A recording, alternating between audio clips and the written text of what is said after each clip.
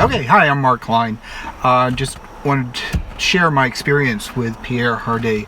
I came across this 1984 300D about a year ago, and I found Pierre on YouTube. And his videos, if you haven't seen them, are amazing. Watch them. I learned so much from the videos, I decided to make the 900-mile journey to take the car down to Pierre and let him go through it. We have had the most amazing 3 days together. He has gone through this car and found little things, but what's fabulous about Pierre is the fact that he will teach you how to maintain your own car. I spent 3 days in the shop with him, helping him do everything. Outstanding man. The knowledge is just amazing. So I would highly recommend, if you've got a pre-1995 Mercedes, give Pierre a call. He will be able to explain problems. It's amazing.